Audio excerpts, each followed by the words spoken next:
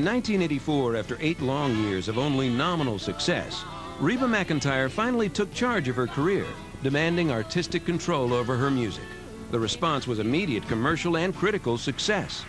In 1986, when she walked away with country's highest honor, CMA Entertainer of the Year, all her hard work and effort seemed vindicated. We all got in the car, and Daddy looked over. He said, "Sure is fun riding with the winner." It was the happiest time of Reba's professional life, with hit singles, gold albums, industry awards, and a wildly successful touring show under the keen eye of her trusted road manager, Narvel Blackstock. Reba assumed the best was yet to come, but her husband saw it differently. Charlie Battles believed his wife's popularity had peaked, and it was time for her to slow down and become a full-time wife. You know, that shocked me more than anything. I was like, golly, I've just now got their attention.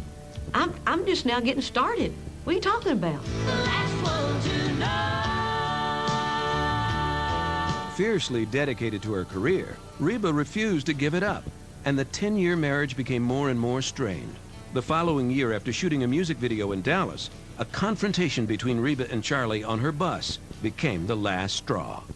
I went on the bus about the time that there was very close to a violent situation, and stepped in between them, and I actually thought Charlie was going to hit me, and tried to talk him out of it, and it did calm down, and I think that was the last incident. When I was the little girl, you know, taking orders and doing everything he said, the way he wanted to do it, that was just all fine and good, but that was our problem. I grew up. The profound changes in Reba as she matured into a national celebrity, responsible for a multi-million-dollar career, ultimately became more than the marriage could take. Reba and Charlie were divorced in November of 1987. She takes responsibility for her own part in the failed marriage. Now, if I'd have talked to Charlie more, no telling where we'd been today.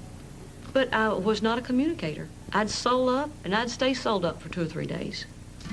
No longer saddled with the role of dutiful wife, Reba broke free completely from her old life. She moved to Nashville and assumed full control of her career. I had ideas of my own. Everybody kept thinking, you don't know how to do it. And I'd just smile and say, by God, one of these days I'll show you how I can do it. Reba celebrated her newfound freedom by venturing outside the safe boundaries set for country artists. But I want a Sunday kind of love.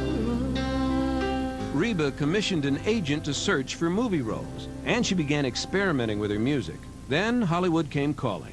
Reba got a nibble for a part in a movie called Tremors. The script's humorous take on giant earthworms terrorizing a California town won her over. But the producers were hesitant to hire such a glamorous singing star. They were unaware of Reba's rough and tumble upbringing. You do know this is going to be out in the desert. I said, yeah.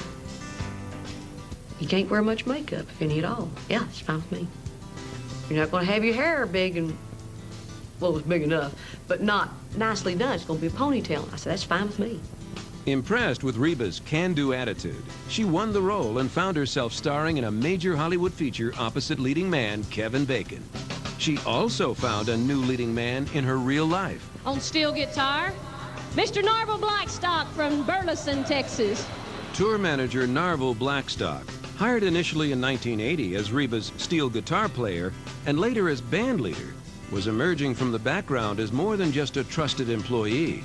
Some road managers bopping out in tennis shoes and T-shirt and blue jeans, raising Cane with the hotel, but their rooms aren't ready. Narvel was very diplomatic, and he understood that there was a great deal of PR involved. And I think the spark started flying when the respect level for him from me started growing. Because I can't love somebody and live with them if I don't respect them. Interest in one another began before either of their divorces was final, causing a few tongues to wag in Nashville. Yet when their romance did blossom, it surprised everyone, including Reba. I was the country bumpkin, he was a city slicker.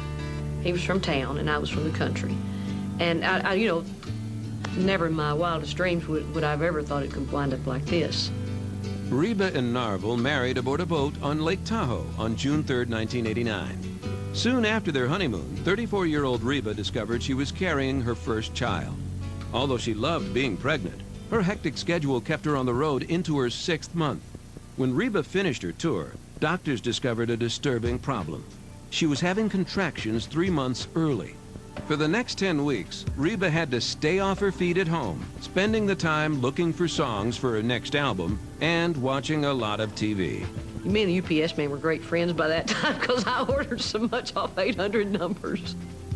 2 weeks before the baby was due, Reba went into premature labor. By the time she arrived at the hospital, she was in shock.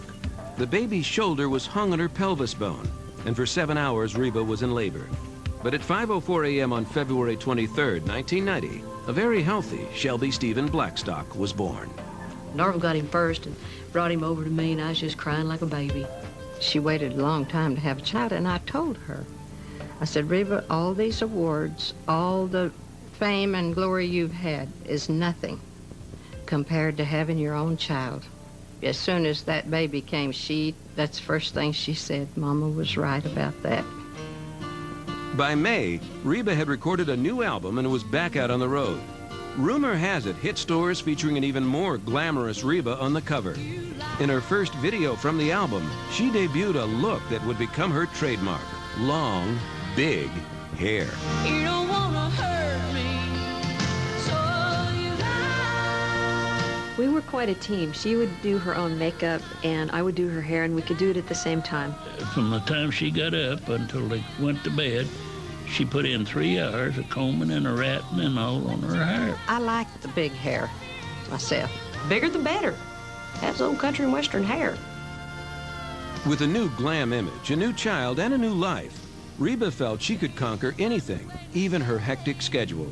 She began flying to concert dates on chartered jets in order to spend as little time on the road as possible. She could leave at 6 p.m., do her show, then be back home by 2 a.m. and wake up with her son the next day.